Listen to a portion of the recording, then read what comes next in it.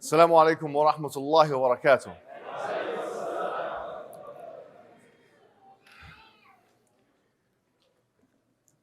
Sometimes I wonder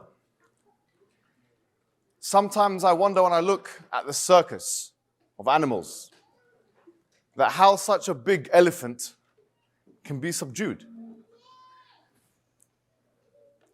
Sometimes I look at these animals, not just elephants, but lions maybe, and other wild animals in the circus, in zoos, and how could they be subdued? You see, I've done a little bit of research and I found that what they do with the elephant is that they take the elephant when it's a small elephant and they tie it up, they punish the elephant, they tie the elephant up to a pole, and the elephant can't move out of its place. And so the elephant thinks, because of that, that it's incapable. Even when the elephant grows and becomes many tons, very heavy and big animal, whenever the elephant sees the pole and sees the circus trainer, or whatever they call them, they are frightened and they cannot move out of that place. They have to just see the chains and the pole and they'll be subdued. Arnold Toynbee, he referred to the Muslim Ummah as a sleeping giant. And the reason why is because we have a rich and proper civilizational history. The thing is, the Muslim world today, by population, is about 1.8 billion people. We have capabilities, the like of which we don't recognize ourselves. We are like the elephant that has grown, and we see the chains, and for some reason, we think we can't break free from those chains. For some reason, even though we do have the capabilities, even though we can move out of place, even though there's no way the zookeeper or the circus keeper can keep us in that stationary position, we still feel the inferiority complex, the post-colonial trauma. We still feel as if the zookeeper can keep us in that place. But the truth is, and we all know this to be the case, we all know this to be the truth, is that we're capable of breaking free from the chains. The Muslim people are one of, if not the biggest and strongest force in the world today. And do you know who knows that more than we do? The Americans know that. Just read their reports. American academics know that. Look at Samuel P. Huntington, very famous book, Clash of Civilizations, where he says that civilization will clash on cultural lines, and that the big enemy will be, he states, the Islamic civilization. There are 7 civilizations in the world, he says. The big enemy is the Islamic civilization. There's going to be a massive clash. So what's the hidden message that Huntington and Bernard Lewis and all of these Orientalists of the modern age want to portray, want to give to their policymakers? The message is, keep the foot on this giant. That's the message. And you know what? I'll be honest with you guys. We were for too long in a somnambulant state. We were the sleeping giant, and we didn't even know that we were sleeping. But when the Israelis, or to be more specific, the Israeli defense, or so-called defense, we should just call them the apartheid state for now. When the apartheid state, the religiously or the ethnically supremacist state of Israel, decided to kill children for no reason, drop bombs instead of facing their supposed enemy face to face, they are destroying hospitals.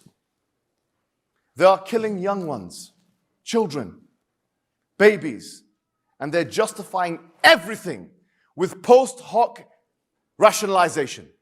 Everything is being justified. Not only that, but proponents here in the West are justifying it as well.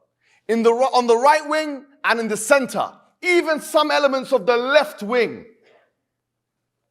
And other elements are not even saying a word. Haven't you noticed that? Have you noticed that? Have you noticed that the media machine, the propaganda machine, is more vehement than ever? Have you noticed that the people have now come together and showed collective apathy for the Palestinian people? Yes. The problem is, in so doing, in not caring for us, they have incentivized us to care for ourselves. In hating us, they've incentivized us to love each other. In fact, what I've also noticed is that by justifying what they're justifying, they are essentially waking up the sleeping giant of Islam. We needed something big to be woken from that slumber. We needed something big. We needed a proper slap to the face. And here we have it. The masks have dropped. Here you have it.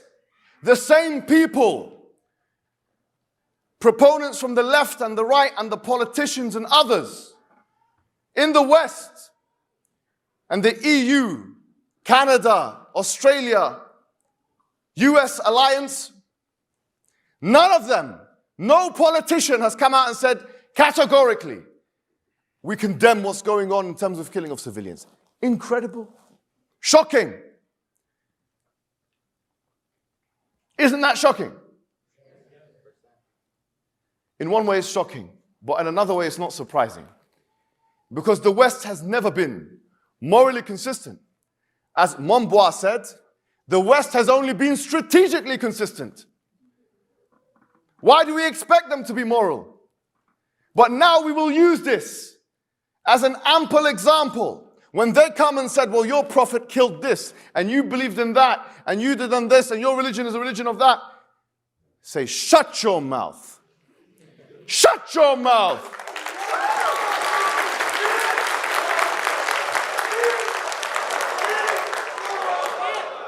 You have no moral high. Get off your moral high ground. There is no moral high ground. Stop pretending that you're compassionate. Stop pretending that you care about the death of civilian people. Stop pretending that you're going to civilize us. Stop pretending that you're anti-terrorism. You're anti-unstrategic terrorism. That's what you are. Stop pretending you don't like domination. You love it.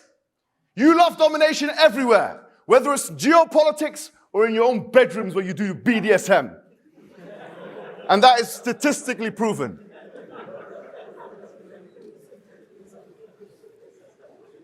Yes, it is statistically proven. I can give you the sources. Secondary sources. I mean, those are primary sources.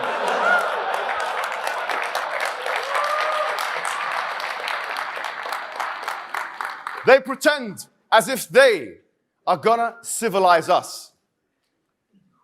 They're not gonna civilize us. They're not fit to civilize us. They speak to us as if they're our judge. They're not our judge. They're not fit to be our judge. And in fact, the Quran tells us this. لا يرقب فيكم إلا ولا ذمة يرضونكم بأفواههم وتأبى قلوبهم وأكثرهم فاسقون. That they don't care to uphold ties of kinship with you or contracts with you, treaties with you. You don't care about that. يرضونكم بأفواههم. They want to just say kind words with their mouths. وَتَأْبَى قُلُوبُهُمْ, and their hearts dislike you. They're repellent of you. وَأَكْثَرُهُمْ فَاسِقُونَ, and most of them are evildoers. This is the reality of the state of the enemies of Islam and the Muslims. They pretend to care. They pretend. But they don't care. So now that we have diagnosed the issue, the all-important question is, what do we do next? And of course, we have to start, and it's not tokenistic, and it's not cliche, and it's not a tick box exercise. We have to start by saying, we the Muslim people believe that the greatest weapon of all is the supplication to Allah. Is the dua to Allah. That Allah alleviates the suffering of the people of Palestine. Say Ameen. Ameen. May Allah alleviate the suffering of the people of Palestine. Ameen. May Allah alleviate the suffering of the people of Palestine. Ameen. May Allah give them victory. Ameen. May Allah give them victory. Ameen. Is that how much you want it? May Allah give them victory. Ameen. And we mean that collectively and individually. We say this because wallahi, that is the key. But having said that, Allah tells us to prepare. وَأَعِدُّ لَهُمْ مَا اسْتَطَعْتُم مِّن قُوَّةٍ. Prepare for them what you can from strength. So how do we prepare here in the West? What's our response here in the West? Have you noticed? I have never seen this. In the last decade, 2 decades, 3 decades, where I've been following this conflict very closely, I have not seen that they are now associating the Palestinian flag itself with terrorism. Have you noticed this? Is this the case here in Canada as well? It's unbelievable. They're all singing from the same hymn sheet, isn't it? The UK, the US, and Canada. The bastions of freedom of expression, the bastions of freedom of speech. They're telling us, you know, that flag, which evidently they didn't know that the white man actually made that flag anyway, when they were partitioning and breaking up our countries. But actually the white man did it, but for that flag now, we consider it to be a terrorist symbol. If you go to protest, now you're supporting a proscribed terrorist organization. And you might have, and I'll ask you guys, because I want to know from you just as much as maybe you want to know some things from me, which is, have you felt, who of you have been vocal about the Palestinian issue? Put your hands up. Okay, many of you, actually the majority of you. Who have received some level of backlash from any organization? See, that's a chunk. That's almost half of the people who put up their hands. Can you see? Because it's not just a legal thing here. It's not just the state and the police, but it's also the institutions. They're trying to shut you up. They're trying to gag you. So what's the answer to that question? Obviously, we want to be as smart as possible. And where the risk doesn't need to be taken, don't take it. However, having said this, they're looking for our insecurities. Let me tell you what they're doing. They come together, maybe Trudeau and Sunak and Biden, I don't know, maybe they, and his, carer or whatever he's got.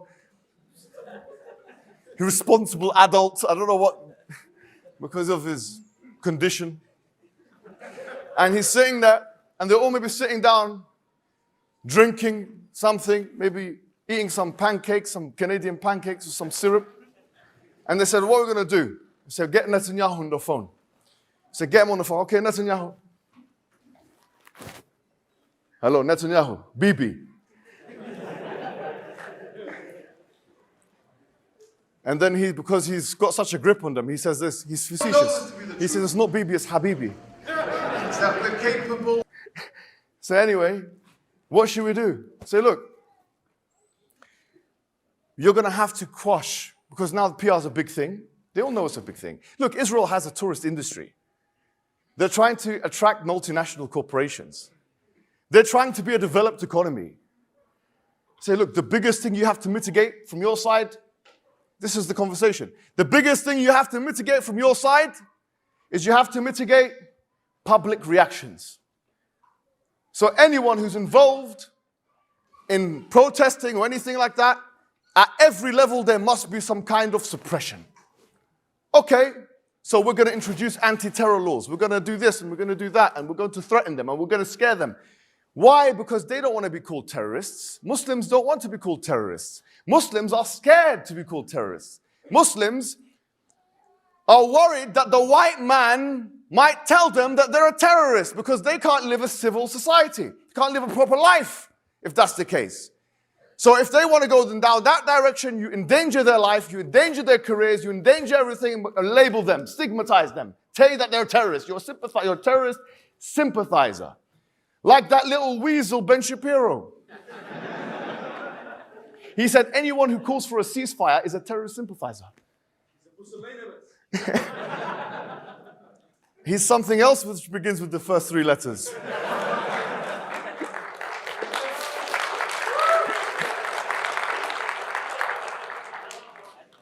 But that man there who couldn't show up to the fight, and who, by the way, I don't know if you know this, but everywhere he goes, he's got so many security guards. When I saw your own Jordan Peterson, who now has shown his true colors, he came in, he sent a military man into the mosque to see what's going on before he could come in. The wimp. And in the last minute, he had a last minute replacement. He said, look, it's not just going to be me. It's going to be me and my friend versus you. I say, wait a minute, this is 2-on-1, no problem. Come on, let's do it. And even then, he was forced to the worst admissions. He said, maybe I don't want to be a rational actor. I said, the Trinity doesn't make sense. He said, maybe I don't want to be a rational actor. So maybe a feminist can say the same thing to you then. Say, it's this and that, maybe I don't want to be a rational actor. I can be whatever I want. A transgender can say the same thing to you. So he's a rationalist everywhere except with Islam. That shows you the power of Islam. Anyway, that fool there, who's getting $50 million a year, probably, by Daily Wire, and other people that they pay, that's a lot of money. I don't know about you guys. I think that's a lot of money, mate. I mean, there are economies in the world. Actually, I don't think there are, but anyway. I was going to say whose GDP is that, but it's not. There isn't. But anyway, the point is this, is that those individuals there, they're coming together in unity. And they want to label us as terrorist sympathizer, this, that, whatever. Here's my response. Okay, here's my response. And take this from me. I am a master manipulator. Just ask my wife. Okay. Who's also now, unfortunately, the same thing. And so it's become like the Cold War in the house. Because I told her some of my tricks. But just take it from me. If what they're doing is they're looking for your insecurities as the brown man, the Muslim, the other, then what are we going to do? We're going to look for their insecurities. And I can tell you from being in the West and living, and you'll agree with me, the number one thing, I would say up there, maybe number 2 or 3 to pedophilia or something, but one of the worst things a white person does not want to be smeared with is what? Racism. Thank you very much. Oh ho! Oh ho! Aha! They're listening to me. And when I said racism, something happened. One of them started stuttering. The other one started producing diarrhea in the stomach. And the other one actually soiled himself. The point I'm making to you is racism. Now, how can you accuse, they're calling us terrorist sympathizers for a ceasefire or for supporting Israel, astaghfirullah, supporting Palestine. Okay, so let me play role reversal now. What is Israel according to international law? According to international law in 1973, there was something called the Apartheid Convention. There was something called what? The Apartheid Convention. All right. One of the things which it said is that if there are laws which discriminate based on race, then that country fulfills the conditions of being an apartheid state. Now, in Israel, there are many laws which fulfill the condition of discrimination based on race. One of them, I'll just give you one example. There's many, but this is just one. It's something called the right of return law. That you have a right to come back to Israel if you're an ethnic Jew. If you convert to Islam or Christianity, by the way, that right is stripped, by the way.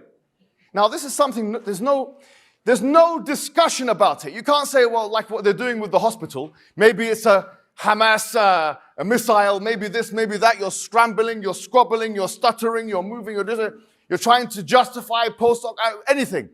You're trying to gaslight us. You're trying to tell us we're not seeing what we're seeing. Fine, for the sake of argument. I'm telling you there's a law here in this country which you're supporting, which says that you can discriminate on the basis of race. So what is it then? What do you become if you become a supporter of that country? Racist. Aha! What do you become if you don't allow criticism of such a country? You can argue you're a racist sympathizer. Or maybe you're a racist. Because we are planning, talking, condemning, discussing the anti-apartheid regime. The apartheid regime. We are trying to criticize the apartheid regime. You're getting on the way of that. You are the equivalent of the person who got on the way of Nelson Mandela. It's actually worse. I've been to South Africa. Yes, there are. No, but wallahi, it's worse. It is worse because in South Africa, there wasn't provinces where this kind of thing was falling. They weren't dropping missiles on them like that. They wasn't doing that. Yes, there was bad things happening, but it wasn't to this level. It's worse than South Africa was.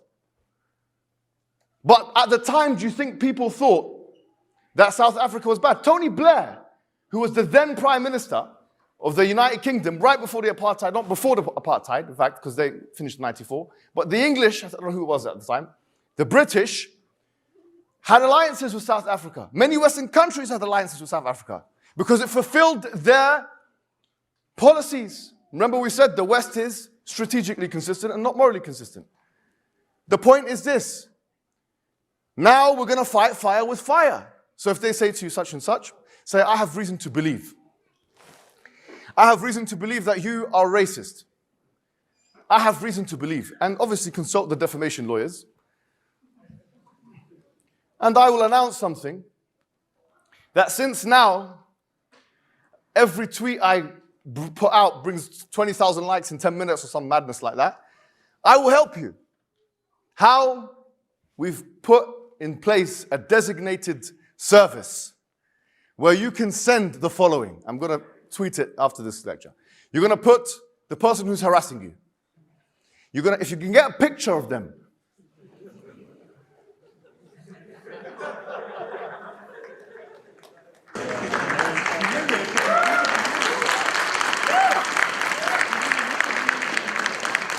Because you know why? They're doing it to you. Do you know why they're doing it to you? Because they think that's going to destroy. You're thinking, they know what you're thinking. I want to get a job. I want to live a normal life. I don't want to do something that's going to impact that. But do you know what we're going to do? We're going to make them think the same thing. What the white man wants a job. He wants to have a life. He wants this and that. It's not just a white man. I'm talking about the liberal, this, that, the right wing, the centrist, whoever it is, who's not sympathetic with us. Effectively, that's who I'm talking about. That person, okay, if you're not sympathetic with us, you're going to try and gag us, you're going to try and suppress us, you're going to try and harass us, we're going to name, and we're going to shame, and we're going to label, and we're going to stigmatize, and that's our protest. That's our resistance. How about that?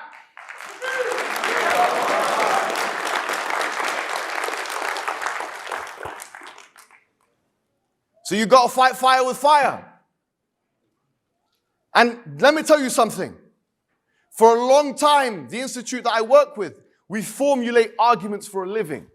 That's what we do. We formulate arguments for the veracity of Islam, for this, for that. We do that for a living. And I've noticed one thing. After all of that time in the institute, formulating all these arguments, the arguments are not the most powerful way to convince people. The attitude is more important than arguments.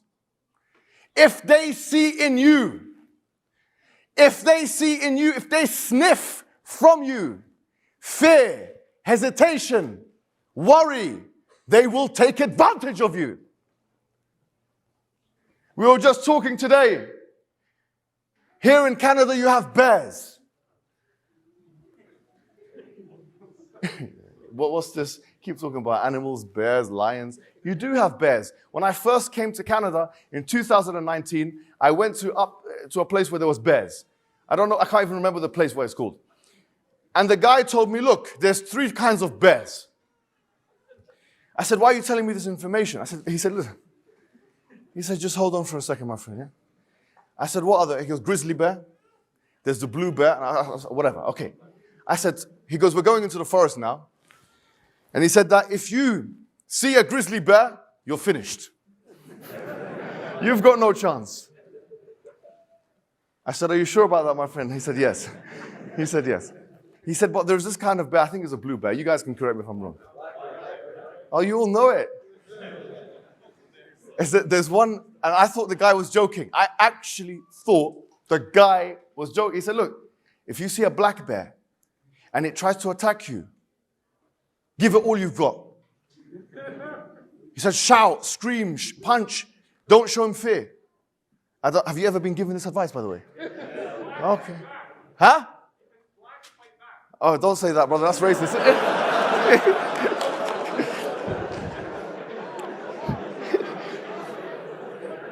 Anyway. So if it's a black bear, I know what you're saying, brother, of course. You're talking about the bear, not the people. It sounds like something, one of the white apartheid guys from South Africa was saying. If it's black, fight back. If it's brown, lay down. Is that what they're saying? There's 3 of them. If it's black, fight back. If it's brown, lay down. And if it's white, good night.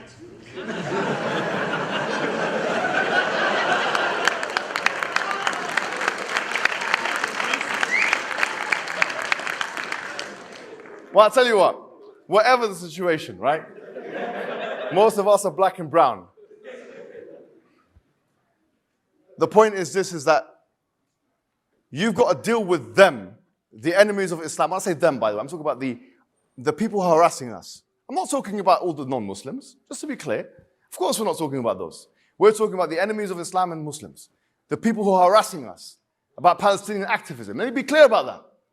Are we clear about that? Yes, we're clear about that.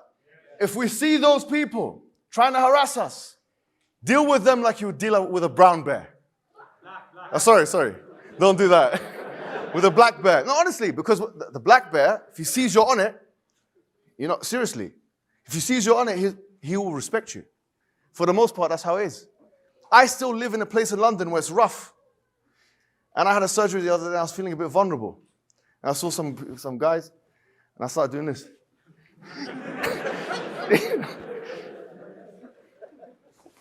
No word of a lie, I went to South Africa.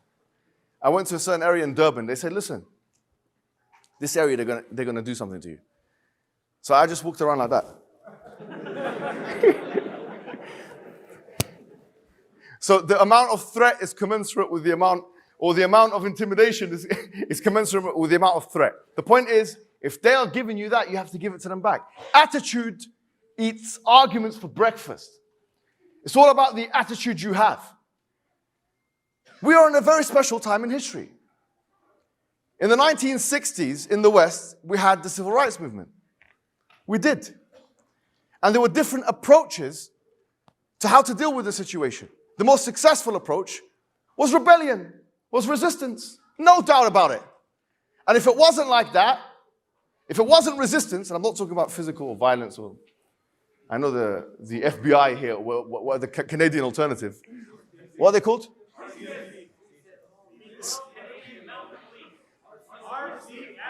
RCME. BB. Whoever they are, man. I know they're here, so listening to me. Horseback uppers. Whatever they are. They're the most kind officers in the world. I mean, Canadian people are very nice anyway. I'm pretty sure if they saw me doing something criminal, say, hey, what are you doing there, Very kind people, from one perspective. But from another perspective, trying to harass us. That's the truth. So what I'm saying is, if you sense that you've got, because this is the thing, it's not about the Palestine conflict, although that's very important. It's about you and me building character. It's about what we're ready to accept and agree to. Al-Mutanabbi said, great Arabic poet, he said, "Man yahin yashul al-hawan alayh ma li jurhin bi mayyitin ilamu." He said, the one who is always being defeated, humiliated, it becomes easier to be humiliated again. Just like, and he says the following, a corpse, a dead person, you know a dead person. When you translate poetry, look how horrible it is. I mean, but you get a dead person and you're stabbing up a dead person. So the dead person can't feel anything. The point is if humiliation becomes commonplace to you, you will be numbed to humiliation. Humiliation will be easy for you. They'll tell you, don't do it today, don't do this, don't do that, don't do that, even though it's legal, fully legal. And you'll be scared and you'll be this and that. And if that's your personality, then you're just like a dead man walking. You're better under the ground than you are over the ground. What kind of life is that anyway? Because every child, every woman, every man that's dying in Gaza, in that area, although their bodies are dead, their spirit is the most alive of all. بَلْ أَحْيَاءٌ عِنْدَ رَبِّهِمْ يُرْزَقُونَ.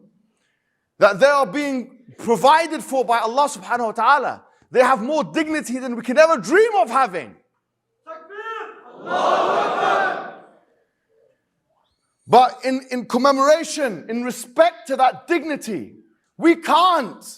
If a woman, a child, a man is going out and putting themselves in harm's way, protesting in the West Bank, in Gaza, in all these places, being killed, being sniped, being bombed, being harmed. If they are putting themselves in that situation and they don't mind to do so, and in fact, it actually makes them even more brazen, flagrant, then how could it be that we in the West will be scared, will be whipped into submission, will be subdued, will be subjugated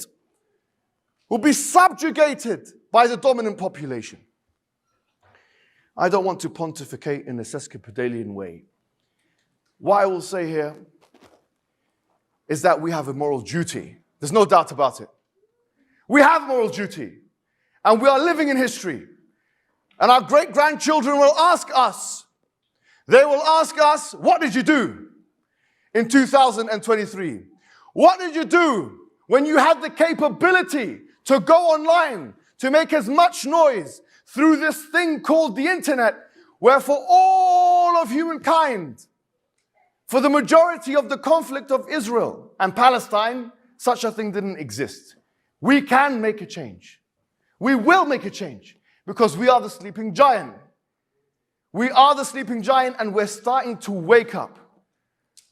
But for us to wake up in an efficient and proper manner, we have to have no fear. We have to not care too much about the consequences. Just do it. Whether it's activism, whether it's protesting, whether it's going online, whether it's blogging, whether it's making an article, making a website.